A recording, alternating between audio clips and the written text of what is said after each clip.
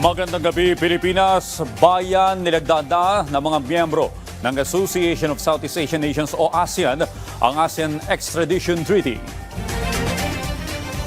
Sa pagbubukas ng 13th ASEAN Law Ministers Meeting na pinangunahan ni Pangulong Ferdinand R. Marcos Jr., laman ng kasunduan ng pagtutulungan para matiyak na walang kriminal na makatatawid sa border ng bawat bansang kasapi ng ASEAN.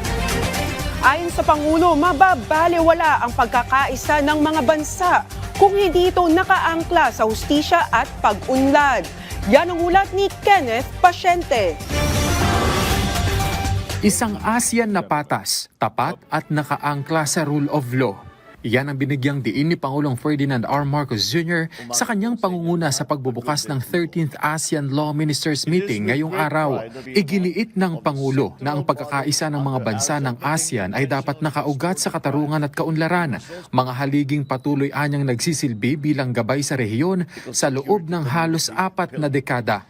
When ASEAN first brought its law ministers together, nearly 4 decades ago, we were a region still discovering our potential. But even then, we knew that our coming together would mean little if it were not anchored on justice and progress. That conviction remains true to us today. Isa sa highlight ng aktibidad ang paglagda ng ASEAN member states sa pangunguna ng Pilipinas sa ASEAN Extradition Treaty o AET. Magbibigay daan ang kasunduang ito na mapagtibay ang pagtutulungan ng mga bansa sa pagsusulong ng hustisya at upang matiyak na walang kriminal ang makatatakas sa batas sa pamamagitan lamang ng pagtawid sa mga border. We send a clear message to the world that we are united and that our legal foundation is stronger than ever. Gayunman, ipinunto ng Pangulo na hindi lamang mga tradisyonal na krimen ang dapat tugunan, kundi pati na rin ang mga umuusbong na hamon sa makabagong panahon, kabilang na ang cybercrime at legal na usapin ng artificial intelligence. Giit niya, kailangan maging makatarungan, matatag at ligtas ang mga batas na namamahala sa digital space. We must also intensify our efforts to be proactive, ensuring that ASEAN's growth is sustainable, secure, and rooted in human dignity. We make these efforts to promote the idea that the law continues to be the great equalizer of our time.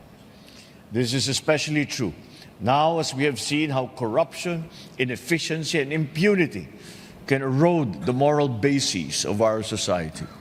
Pinagtibay din ng Pangulo ang pangako ng Pilipinas na makipagtulungan sa lahat ng ASEAN member states at inilahad ang kahandaan para sumuporta sa Timor-Leste bilang bagong miyembro ng ASEAN. Hinimok din ng punong ehekutibo ang mga bansang kasapi ng ASEAN na ipagpatuloy ang pagkakaisa at dedikasyon sa pagsusulong ng katarungan, pagkakapantay-pantay at kapayapaan. Ngayong hapon, inaasahang pangungunahan ng Pangulo ang paglulunsad ng chairmanship ng Pilipinas sa ASEAN Summit sa susunod na taon. Kenneth Pasyente para sa Pambansang TV sa Bagong Pilipinas.